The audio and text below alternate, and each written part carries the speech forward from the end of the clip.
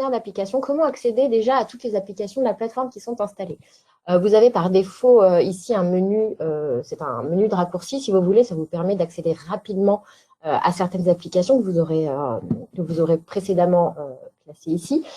Quand vous cliquez sur l'icône tout à droite de votre écran application ici, vous accédez à la liste des applications installées sur votre plateforme.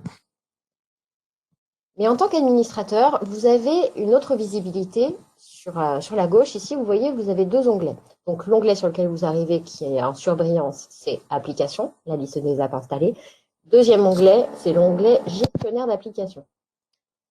Quand on clique sur Gestionnaire d'applications, on accède à la liste des apps, qu'elles soient installées ou non. Vous repérez facilement les applications qui ne sont pas installées parce qu'elles ont un bouton vert avec un bouton d'installation. Cette page vous permet aussi d'accéder aux réglages de certaines applications. Certaines applications vont nécessiter des réglages un petit peu plus poussés. Par exemple, Smart Page. Si je clique sur le titre de l'application, j'accède à la page de réglage de cette application-là. Pour Smart Page, vous voyez, on a la possibilité de mettre des restrictions d'accès à l'application. Donc ça, c'est un exemple de paramétrage avancé d'une appli. Vous en avez d'autres, hein, Flash Info, etc. On ne va pas rentrer dans les détails, mais en tout cas, quand vous voulez vérifier les réglages d'une appli, ça se passe ici, donc dans le gestionnaire d'application, et vous cliquez ensuite sur le titre de l'application en question. Voilà, très important à savoir parce que déjà souvent, on se demande pourquoi on ne voit que un nombre restreint d'apps alors qu'on est sûr d'en avoir installé d'autres. Donc, il faut toujours aller dans application ici. Et puis aussi, pourquoi certains utilisateurs n'auraient pas accès à telle ou telle application. Là, par exemple, pour reprendre l'exemple de Smart Page, si j'avais coché administrateur ici, dans le menu publié, je n'aurais eu que les administrateurs qui auraient vu l'option Smart Page. L'appli d'ailleurs. Ici, voilà. Donc, il n'y aurait que les administrateurs de la plateforme qui pourraient voir ce bouton-là. Les autres, en cliquant sur le bouton publier, ne verraient pas Smart Page dans la liste. OK. Donc, à présent, nous allons regarder dans l'administration. Donc, pour rappel, on passe par le menu utilisateur, administration. Et à présent, on va pouvoir se concentrer sur les profils des utilisateurs. Comment faire pour paramétrer les profils de nos utilisateurs. Donc, pour rappel encore une fois, on passe par le menu utilisateur, mon profil, pour pouvoir visualiser le profil d'un membre de la plateforme. Tout simplement. Alors ça, c'est votre propre profil, évidemment, mais vous cliquez sur le nom d'un autre utilisateur de la plateforme. Hop. Directement dans le Messenger. Ah non, ça marche. Normalement, avec la photo, ça fonctionne. Si, voilà. Donc là, j'arrive bien sur le profil d'un des utilisateurs qui aura renseigné certains champs que nous allons pouvoir paramétrer. Donc pour ça, on va dans l'administration utilisateur ici. Et sur la gauche, on va avoir un menu qui s'appelle Réglages des champs. Cette page, elle vous permet de cocher les champs que vous allez vouloir rendre visibles en fonction de certains critères. À gauche, vous avez la liste des champs, donc pseudo, mail, etc. La première, tous les champs que vous voyez ici dans la première zone, ce sont les champs par défaut de la plateforme. Ensuite, vous allez avoir des champs personnalisés que vous allez pouvoir ajouter. Les champs personnalisés, pour les créer, hop, il faudra aller sur le troisième onglet ici, renseigner les filtres textuels correspondant aux champs en question et ensuite retourner dans Réglages des champs pour les activer. En fonction de la colonne, on va activer certaines choses. Visible sur la page de profil de l'utilisateur. Bon, là, ça parle, c'est assez clair. Visible sur la page d'édition du profil, donc l'utilisateur peut apporter des modifications. Éditable par l'utilisateur. Visible sur la pop-up, ça c'est quand vous placez votre curseur sur la photo d'un utilisateur, vous allez avoir certaines informations qui vont être indiquées. Donc ça, c'est si vous voulez l'indiquer, le rendre visible. Visible uniquement par les administrateurs, demander à l'inscription. Alors ça, c'est quand votre plateforme elle est ouverte aux inscriptions externes. Et compter dans l'avancement des premières étapes, ça, c'est quand vous avez activé le widget premier pas sur votre plateforme. Voilà, donc, comme je vous l'expliquais, on a d'abord les champs par défaut, ensuite les champs personnalisables et enfin des champs supplémentaires qu'on va pouvoir créer grâce à l'application gestionnaire de liste de mots-clés. Alors, rapidement, je vais vous montrer comment ça fonctionne. Donc, on va aller dans les applications et on va rechercher l'application gestionnaire de liste de mots-clés. On clique dessus pour accéder à l'appli. Et ici, on clique sur Ajouter une liste. Soit vous ajoutez une liste ouverte. Dans ce cas-là, les utilisateurs vont pouvoir créer eux-mêmes des mots-clés.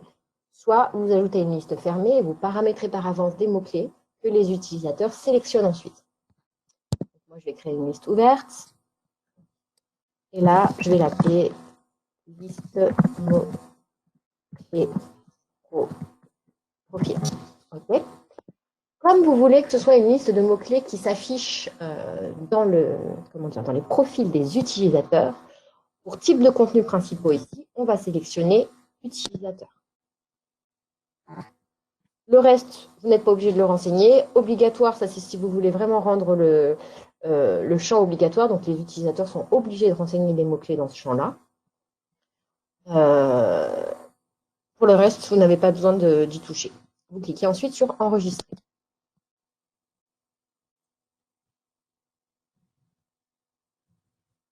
Donc, ma liste mots-clés profil est bien créée.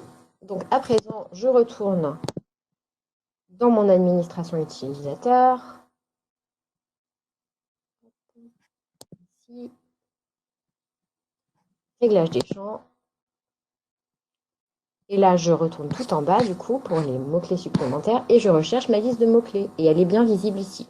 Donc ensuite, pour activer les champs correspondants, vous cochez les cases correspondant aux colonnes qui vous intéressent et vous cliquez bien sûr sur Enregistrer pour que les modifications soient prises en compte.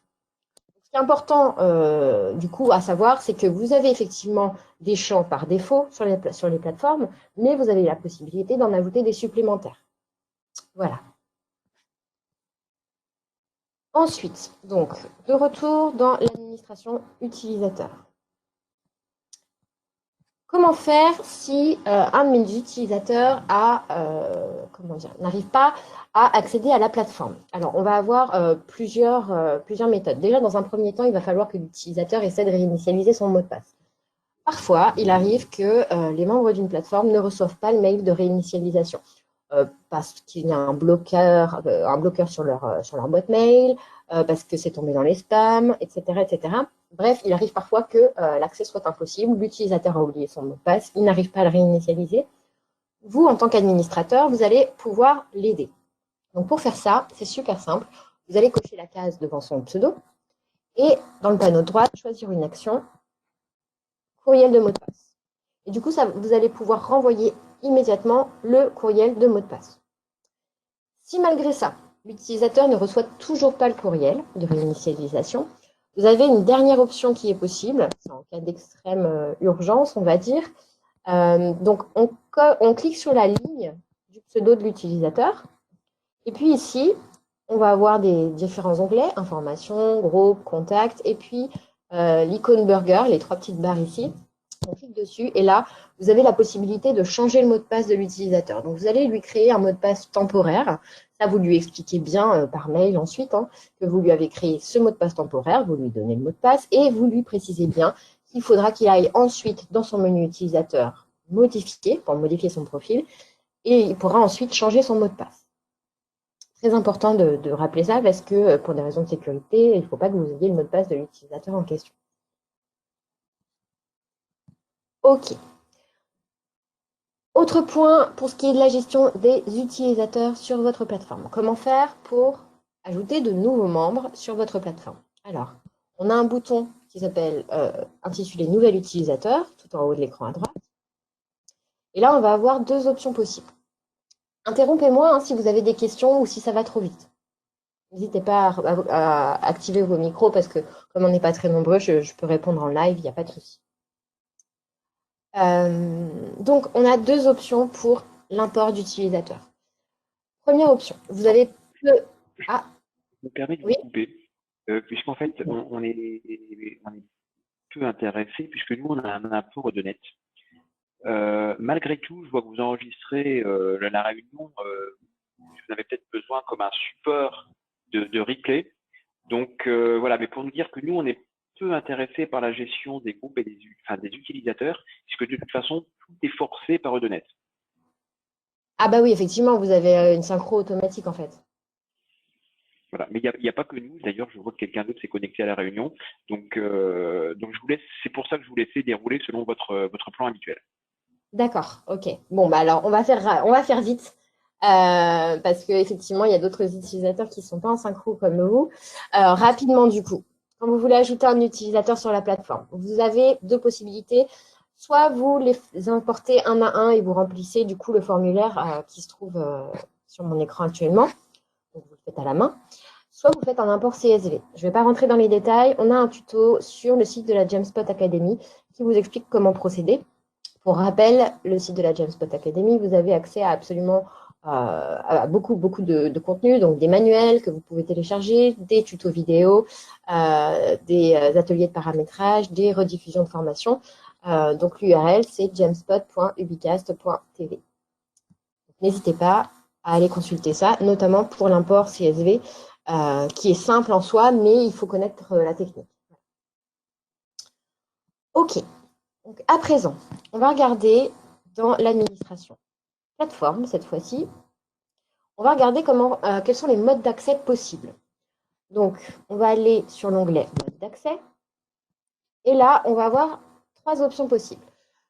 Plateforme privée, plateforme ouverte par invitation interne, plateforme ouverte aux inscriptions externes. Qu'est-ce que ça signifie? Alors, plateforme privée dans un premier temps. La plateforme privée, ça veut dire quoi? Ça veut dire qu'il n'y a que les administrateurs de la plateforme qui peuvent inscrire des utilisateurs, comme je vous l'ai expliqué précédemment. Il n'y a pas de possibilité d'ouverture.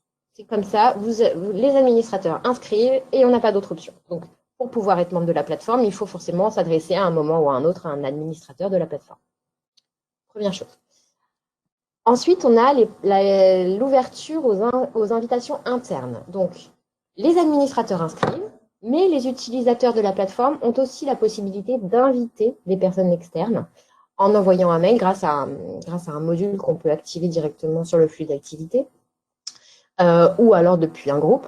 Voilà, donc on peut, en tout cas les utilisateurs, les non-administrateurs de la plateforme peuvent inviter des personnes. Et puis troisième option, plateforme ouverte aux inscriptions externes. Donc là, on va avoir à la fois la possibilité d'inscrire des utilisateurs quand on est administrateur, mais on va aussi avoir un formulaire d'inscription qui sera visible sur la page non connectée de la plateforme et qui permettra à n'importe qui le souhaite et qui est externe à la plateforme de s'inscrire, de remplir le formulaire d'inscription pour demander à devenir membre. On peut valider ensuite, on peut valider automatiquement les membres, mais généralement, quand on a une plateforme ouverte aux inscriptions externes, on va activer le mode de modération pour quand même vérifier qui sont les personnes arrivantes et dire si oui ou non elles ont la possibilité d'accéder à la plateforme. Donc ça, c'est le premier administrateur de plateforme qui fait cette modération-là. Voilà. Ok. Est-ce que jusque-là, vous avez d'autres questions ou est-ce que c'est clair pour vous concernant les utilisateurs?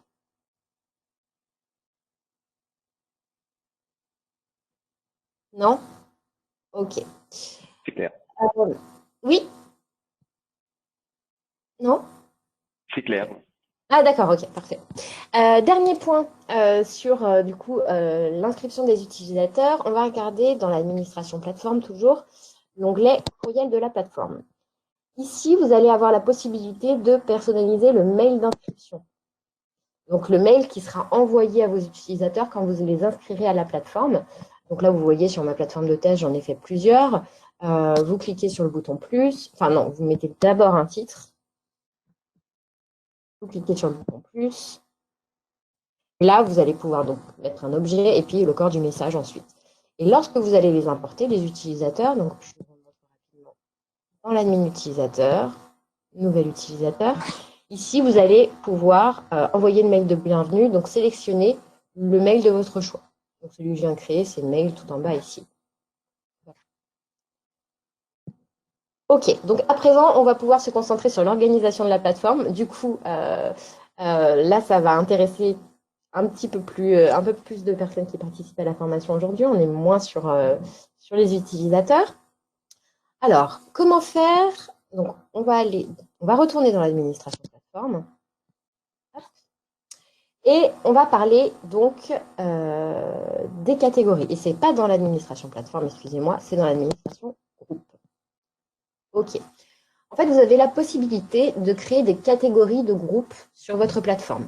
Qu'est-ce que ça signifie? En fait, ça vous permet de classer vos groupes par grande thématique. Et une fois que vous les avez activés, ces catégories, lorsqu'un utilisateur de la plateforme créera un groupe, il sera obligé de sélectionner la catégorie dans laquelle le groupe en question ira se ranger, entre guillemets. Autre intérêt des catégories, c'est la possibilité, depuis le flux d'activité, de visualiser les groupes par grande thématique. Vous voyez, moi j'ai mes catégories marketing, business, interne, dev, communication. Voilà, donc qui permet dans lesquels j'ai classé mes groupes. Alors attention, ce sont des catégories, ce ne sont pas des groupes avec des sous-groupes. Hein. On reste sur quelque chose d'assez simple, mais ça permet quand même d'organiser ces groupes. Donc pour créer une catégorie, on va dans l'administration groupe, on tombe sur la page sur laquelle je me trouve actuellement, et on clique sur l'icône, enfin l'onglet de gauche, là, gestionnaire de catégorie. Ici, donc vous voyez, j'ai mes catégories. Pour en créer une nouvelle, on tape son nom et on appuie sur le bouton plus. Vous n'avez rien d'autre à faire. Depuis cette page, vous n'avez pas la possibilité de classer des groupes existants dans la catégorie que vous venez de créer. C'est la limite de catégorie. Il faut idéalement créer les catégories avant de créer vos groupes. La seule solution après, ça va être de modifier groupe à groupe la catégorie correspondante. Est-ce que vous avez des questions sur ce point-là?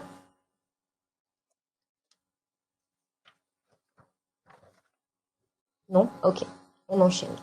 Alors, autre point important sur l'organisation de la plateforme, comment assurer un bon onboarding des nouveaux utilisateurs.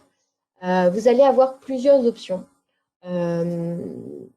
Pour l'accueil des utilisateurs, on a une nouvelle fonctionnalité dans l'administration plateforme. Il y a plein d'allers-retours entre les différents espaces d'administration dans cette formation. Hein. Voilà, donc là, on est sur la page d'administration plateforme. On va tout en bas de page et là, vous avez article de bienvenue. Cet article-là, il va s'afficher sur le flux d'activité des nouveaux arrivants. Donc, vous allez pouvoir mettre une image, un titre et puis un petit texte court d'accueil. Et ah bah ça, c'est nouveau. Et je suis très contente que ce soit là parce que c'était quelque chose qui me tenait à cœur. Donc voilà, bah, c'est une grande nouveauté. Vous pouvez ajouter un fichier joint en plus. Donc c'est super bien. Donc ça, c'est la première option. Deuxième option, c'est d'utiliser l'application Flash Info. Le problème de l'application Flash Info, c'est que il y a une date d'expiration hein, quand on crée un Flash Info. Donc, du coup, ça expire dans le temps et à chaque fois, si vous avez des utilisateurs qui arrivent de manière régulière sur votre plateforme tout au long de l'année, il faudra créer des Flash Info régulièrement ou alors mettre une date d'expiration qui expire en 2025, par exemple. Le plus simple, c'est quand même d'utiliser l'article de bienvenue ici. Enfin, c'est ce que je vous recommanderais pour gagner du temps et ne pas avoir à revérifier régulièrement si le Flash Info n'a pas expiré. Voilà. Par contre, le Flash Info, le petit avantage qu'il a par rapport à l'article de bienvenue, c'est qu'il s'affiche en tête du flux d'activité tout en haut. Vous voyez, c'est ça ici. Ça, c'est un Flash Info, formation Community Management, avec un bouton cliquable directement ici. Tandis que l'article de bienvenue, il va s'afficher comme un article classique dans le flux, ici. C'est pas une différence énorme, mais vous avez en plus, c'est vrai, avec le Flash Info, la possibilité de créer un bouton cliquable vers un lien, enfin, menant vers une page externe ou interne à la plateforme. Hein, ça, c'est votre choix.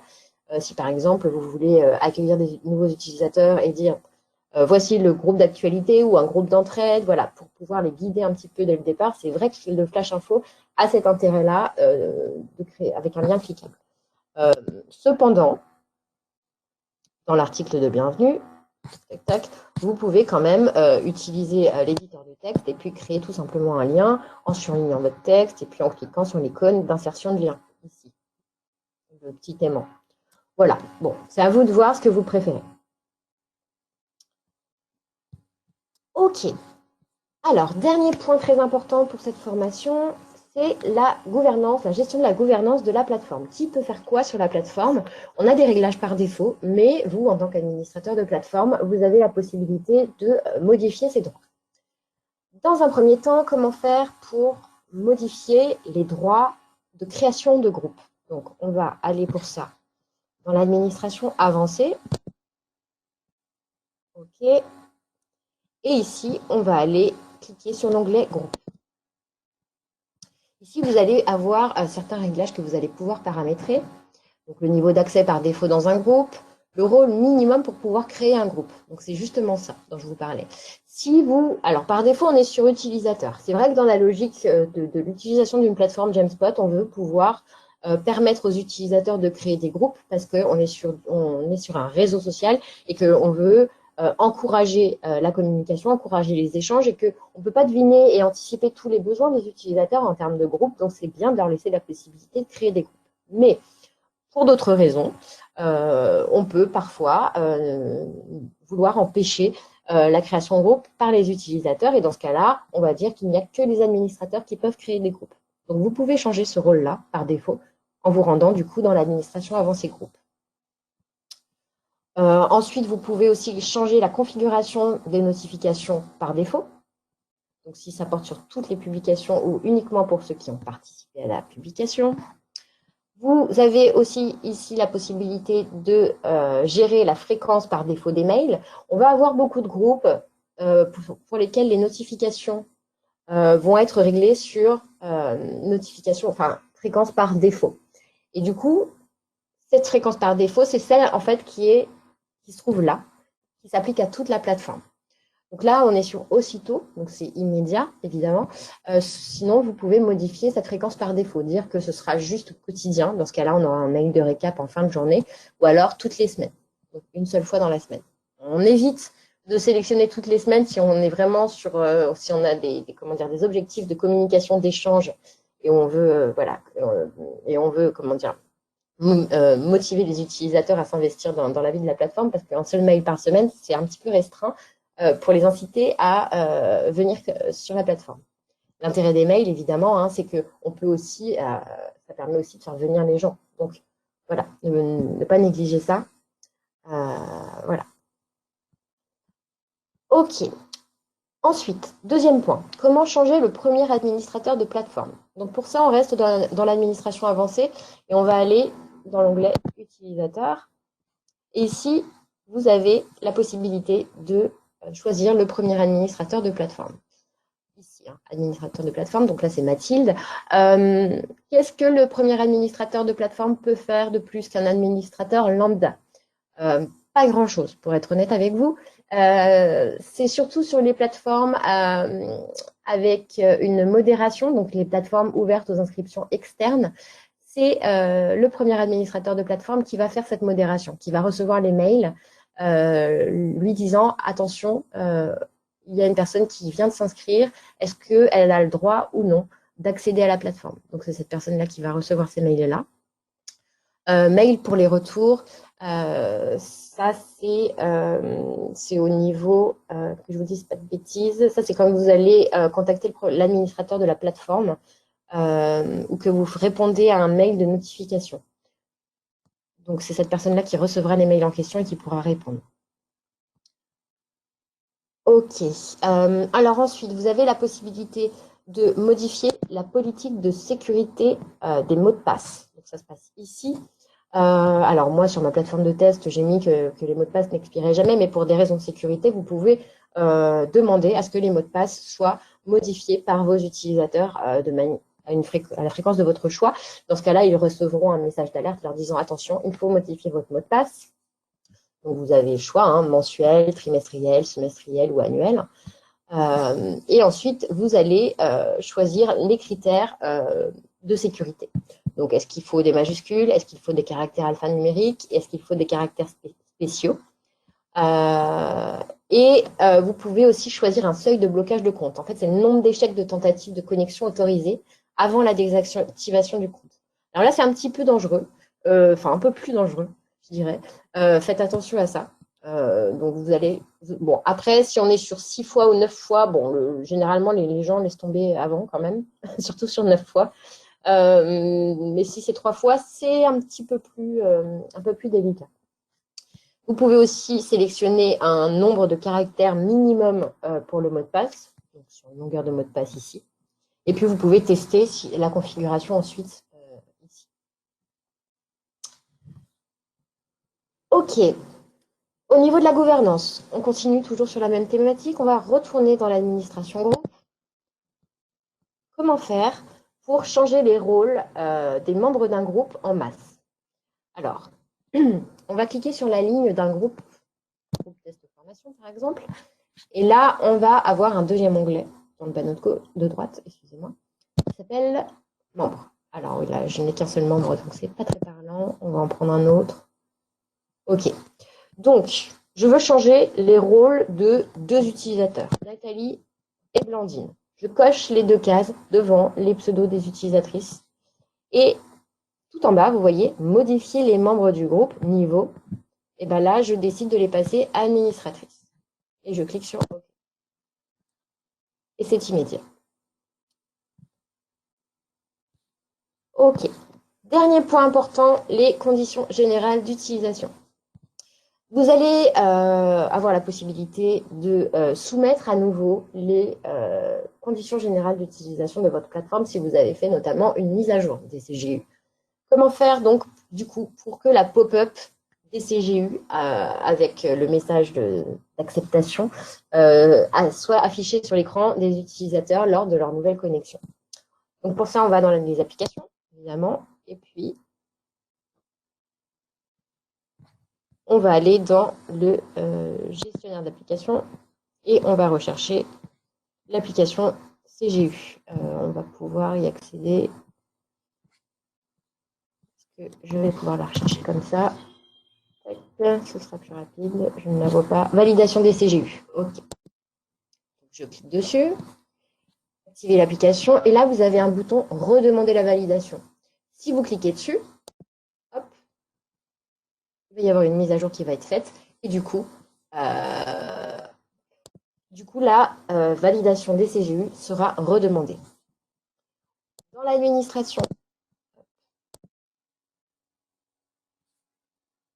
plateforme, hop, sur la gauche, on a un onglet CGU. C'est ici, évidemment, que vous aurez préalablement inséré votre texte au CGU et que vous allez aussi pouvoir faire vos modifications directement sur cette page. Donc ça se fait en amont, évidemment, avant la revalidation. OK. Est-ce que vous avez des questions ? Je peux évidemment répondre à des questions sur des usages précis ou des besoins précis ou des choses que vous voudriez savoir faire au niveau de l'administration de la plateforme. Donc, n'hésitez pas.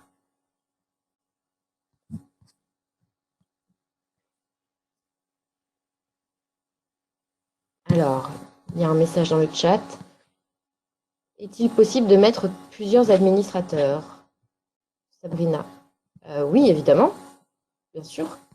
Lorsque vous créez du coup un nouvel utilisateur, vous choisissez en fait le rôle qu'il aura. Et ça se modifie de toute façon, rien n'est définitif.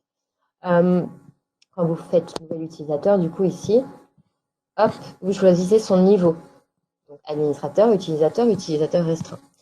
Et ensuite, si vous avez un utilisateur, là j'ai Blandine par exemple, hop, vous cochez la case devant le pseudo de Blandine. Blandine, elle est juste... Ah non, elle est administratrice. Alors, devant le pseudo de Laurent, devant Laurent. Ensuite, choisir une action. Que je vous dise pas de bêtises. Modifier le profil. Niveau d'implication. Et là, vous choisissez administrateur. Donc, vous pouvez passer un utilisateur qui était anciennement utilisateur classique en administrateur.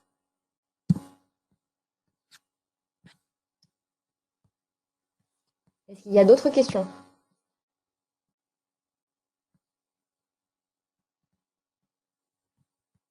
Non, pas de questions. Tout est clair pour vous? Bon, eh bien, écoutez, parfait. Je vous remercie pour votre participation ce matin. Je vous souhaite une excellente journée. Du coup, la formation d'aujourd'hui a été enregistrée, donc Nous allons pouvoir ensuite la rediffuser. On vous donnera le lien.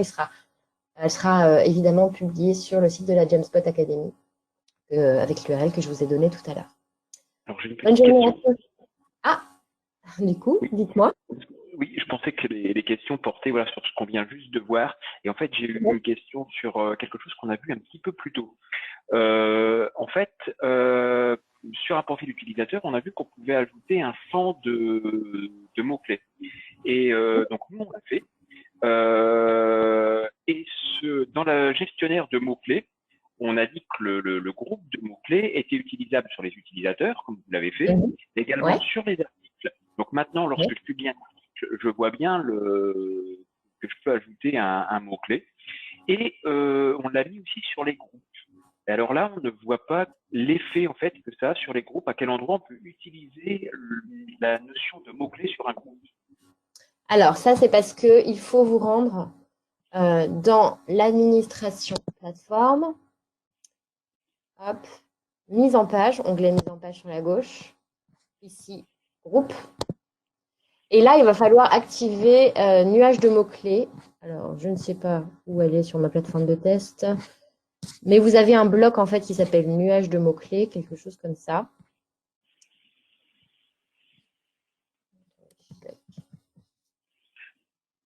Mots-clés utilisateurs, je me demande si c'est ça. À vérifier quand même, je ne veux pas vous dire de bêtises, mais normalement, ça correspond en fait à un bloc qui va s'afficher sur la page de votre groupe. Donc, a priori, moi, je testerai mots-clés utilisateurs, Oui. mais à confirmer quand même. Je n'y mettrai pas ma main à couper. Donc, pour ça, vous allez cliquer sur région droite, ça va activer le bloc en question et il viendra se mettre ici dans région droite. Donc, ce sera un widget.